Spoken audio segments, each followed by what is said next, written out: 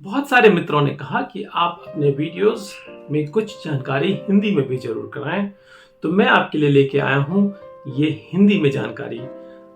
अब मैं आपको बताने वाला हूं कि लैंग्वेज में करियर कैसे बनाएं।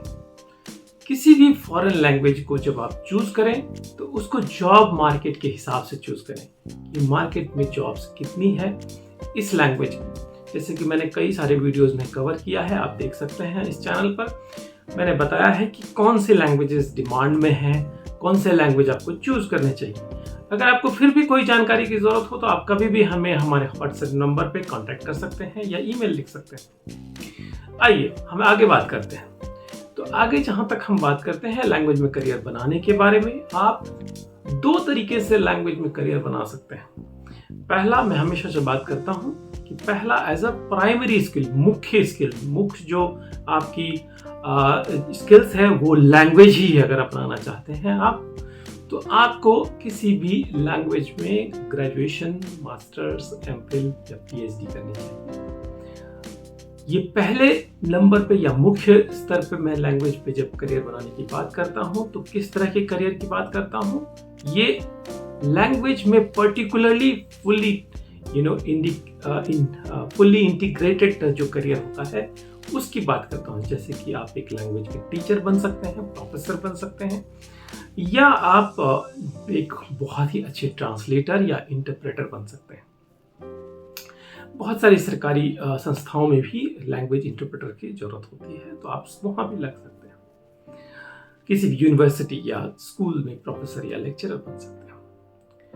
नाउ अब दूसरे तरह के स्किल्स, जो मैंने पहले बताया कि मुख्य स्किल्स, नाउ दूसरा स्किल्स है जो सप्लीमेंट्री स्किल्स है या सपोर्टिव स्किल्स के तौर पे आप लैंग्वेज में करियर बना सकते हैं। ये उस तरह के करियर ऑप्शंस हैं जैसे कि आपका प्राइमरी स्किल्स कुछ और है, साथ में आपने एक लैंग्वेज भी पढ़ लिया और आपने प्राइमरी स्किल्स में करियर बनाया जहां पर लैंग्वेज एक आपका सपोर्टिंग स्किल्स है। फॉर एग्जाम्पल, जैसे आपने बीटेक किया, आपने मैकेनिकल में बीटेक किया और आप जानते हैं कि ज्यादातर कंपनी जो मैकेनिकल में है वो या तो जापान से है, कोरिया से है या जर्मनी से है। अगर आपने साथ में एक फॉरेन लैंग्वेज भी पढ़ लिया, या तो जापानीज पढ़ लिया, कोरियन पढ़ लिया या जर्मन लैंग्वेज पढ़ लिया, तो आपका एक करियर उसमें बहुत अच्छा बन सकता है। इसी तरीके से अगर आप मान लीजिए अकाउंटिंग में आपने बीकॉम या एमकॉम किया है, भारत में बहुत सारे ऐसे जॉब हैं जो बीपीओ सेक्टर में है, फाइनेंस एंड अकाउंटिंग बैकग्राउंड के होते हैं। उन सारे जॉब्स में जो है आप इस फाइनेंस स्किल्स को आप यूज कर सकते हैं। साथ में अगर आपने एक लैंग्वेज की स्किल्स ऐड कर ली उसमें, तो आपका सैलरी कम से कम 2 गुना जरूर हो जाएगा। ये मैं अपने पास्ट के एक्सपीरियंस के हिसाब से कह रहा हूं। मैं खुद एक टीम को लीड करता था जिसमें मैंने 22 अलग अलग कंट्रीज के प्रोसेसर्स थे हमारे पास, और जिसको मैं लीड करता था उसमें अलग अलग लैंग्वेज बोलने वाले अकाउंटिंग एंड फाइनेंस के एक्सपर्ट्स थे। तो इस तरह के प्रोसेसर्स बहुत सारे हैं भारत में।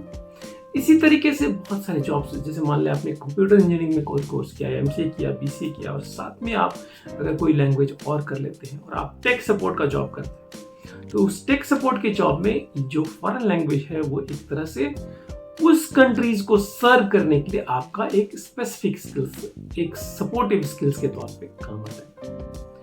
ज्यादातर प्रोसेसेस जो हैं वो इंग्लिश स्पीकिंग कंट्रीज से हैं, लेकिन बहुत सारे प्रोसेसेस ऐसे भी हैं जो फ्रेंच स्पीकिंग है, स्पेनिश स्पीकिंग है, और उन सब जगहों पे आपके फॉरेन लैंग्वेज का स्किल सेट यूज हो जाता है। इस तरह से आप दोनों तरीके से लैंग्वेज में करियर बना सकते हैं। अब आगे बात करते हैं कि लैंग्वेज में करियर बनाने के लिए आपको कितनी पढ़ाई करनी चाहिए। अगर आप प्राइमरी स्किल्स में जो अपना करियर बनाना चाहते हैं, तो जैसा कि मैंने बताया कि आप ज्यादा से ज्यादा ऊपर लेवल तक पढ़ाई कीजिए, आप पीएचडी तक जरूर करिए ताकि आप प्रोफेसर लग सकें। या इसके अलावा अगर ट्रांसलेटर, इंटरप्रेटर बनना चाहते हैं तो एक स्पेसिफिक एरिया में, जैसे लीगल है या टेक्निकल कोई भी एरिया है, उस एरिया में अपने वोकैबुलरीज को इतनी ज्यादा बनाइए कि आप एक बहुत अच्छे इंटरप्रेटर या ट्रांसलेटर बन जाए। अगर इसके अलावा आप सप्लीमेंट्री स्किल्स के तौर पे लैंग्वेज पढ़ना चाहते हैं तो कम से कम B2 level, A1, A2, B1, B2 जो यूरोपियन फ्रेमवर्क है उसके हिसाब से B2 लेवल तक करें। एशिया पैसिफिक के जो लैंग्वेजेस हैं जैसे जापानीज, चाइनीज, कोरियन है, तो जापानीज में कम से कम N3 करें। इसी तरह कोरियन में भी आप टॉपिक 4 करें। इसी तरह चाइनीज में भी आप एक लेवल तक लेके जाएं, जो एटलीस्ट कम से कम 4 लेवल का कोर्स जरूर हो। इससे क्या होता है कि एक आप स्पेसिफिक फंक्शनल नॉलेज आपको आ जाएगा, जिसको आप यूज कर सकते हैं काम करने के समय। साथ ही साथ जब भी आप फॉरेन लैंग्वेज पढ़ते हैं तो आपको इंग्लिश लैंग्वेज पर भी कम से कम B2 तक अपनी कमांड को करना चाहिए। ये आपको जॉब इंटरव्यू के टाइम पे और काम करने के टाइम पे आपको यूज में आएगा, क्योंकि हमेशा लैंग्वेज स्पीकर्स जो फॉरेन लैंग्वेज जानते हैं उनको इंडियन इंग्लिश लैंग्वेज भी जाननी जरूरी होती है, क्योंकि आप एक बायलिंगुअल रिसोर्स होते हैं। लैंग्वेज, इन दोनों लैंग्वेज के अलावा जो आपका प्राइमरी एक लैंग्वेज सीखते हैं और इंग्लिश सीखते हैं, इसके अलावा आपको जरूर से जरूर कुछ बेसिक कंप्यूटर स्किल्स या बेसिक IT स्किल्स आनी चाहिए। जैसे कि आपको MS ऑफिस का पूरा पैकेज आना चाहिए, जिसके अंदर की MS वर्ड है, MS एक्सेल है एंड MS पावर पॉइंट है। ये 3 चीज बहुत यूज होता है कॉर्पोरेट्स में, ये जरूर आनी चाहिए। इसके अलावा आजकल बहुत सारे कोर्सेज हैं, बहुत सारे फील्ड हैं जहाँ पर कि फॉरेन लैंग्वेज के एक्सपर्ट्स का रिक्वायरमेंट होता है। जैसे कि एक डिजिटल मीडिया बहुत बड़ा फील्ड है। डिजिटल मीडिया के अंदर कंटेंट क्रिएशन आता है, इसके अंदर जो है अलग अलग सोशल मीडिया से के नेटवर्क पे काम करना आता है। इसके अलावा डिजिटल मार्केटिंग का एक बहुत बड़ा फील्ड है, जिसके अंदर जो है आप SEO, SMM, बहुत सारी चीज़ें हैं। इन सारी चीज़ों के स्किल्स को अगर आप चाहें तो थोड़ा बहुत सीख सकते हैं और इस तरह के फील्ड में भी अपना करियर लैंग्वेज के साथ बना सकते हैं।